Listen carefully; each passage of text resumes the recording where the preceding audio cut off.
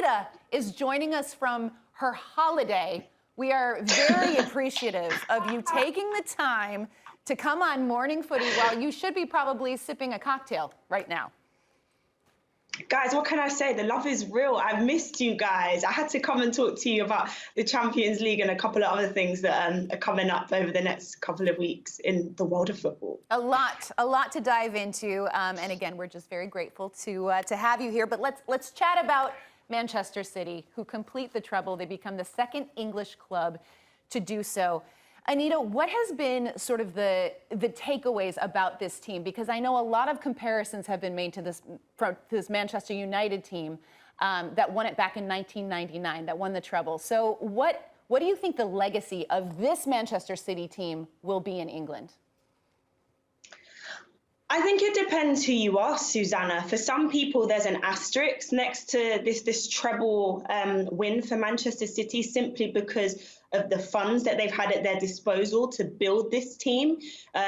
Especially if you're talking to Man United players, they'll remind you that over $1 billion has been spent on players over time, and there's been these grey areas when it comes to issues with the likes of the governing bodies of the game and whether really they should have been playing in the competition. But when you look at what they've done on the pitch, you can't really question it. It's the second time that Manchester City made a final. There are players there who were a part of the final a couple of seasons ago when they lost against Chelsea. They took all those lessons from it and they managed to see out the game and win against Internazionale.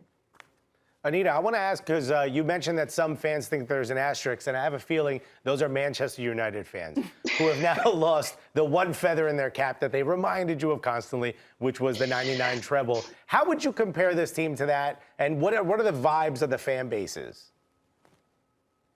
So if we talk about fan bases, I'm not sure if you guys were across this, but Brandon Williams, a Man United player, he took to his social media and wasn't exactly happy with seeing the likes of one of Man United's legends, Rio Ferdinand, during a broadcast in the UK, congratulate the Man City players. I think it's pretty normal given that he was on media duty and even just as a professional, respecting what other professionals have done. So that's just from a player perspective. He came under a lot of criticism for that.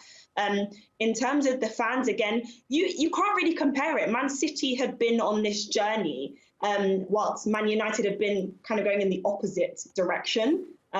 So it was probably only a matter of time, and it looked like when Erling Haaland joined the club at the start of this season, or just before the start of this season, he was the missing piece of the Pep puzzle to get his hand on another Champions League trophy.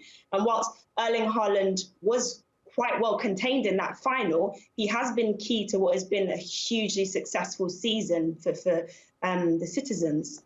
Anita, is this the most revered squad now in Manchester City history? Because they had that epic season in 2017-18 when they had 100 points. They had the epic season in 2013-14 when they pipped Man United on the last day.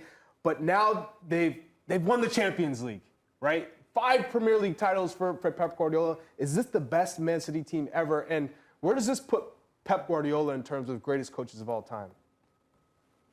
I'll answer the first question first, Charlie. The fact that Guardiola has managed to achieve this with 2 different teams in 2 different times. You look at when he did it with Barcelona. In fact, guys, I'm just going to have a little brag here. I was actually in Barcelona. I was living in Barcelona at the time that they won El Triplete, as they called it, or the treble in English. That was back in 2008, 2009. And it was his first season as a coach there, going back to the club that he loved and obviously represented as a player himself. So to have done that in 2 different eras and build up 2 different sets of players to be able to achieve this, I think just takes him to another level.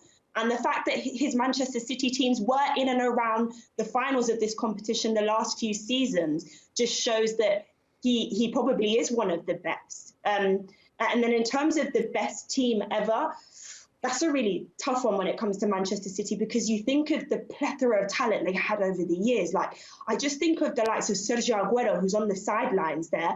He was so good. He was a part of these teams. They couldn't quite do it with him. You think of their captain, Vincent Kompany, in the side, or even Cancelo, as recently as last season, didn't manage to help them get them over the line. So when you talk to managers and players about cup competitions, there is a part of luck, or luck plays a role in it. So I think he just managed to have all the right pieces of the puzzle, and luck went in their favour when it came to this season.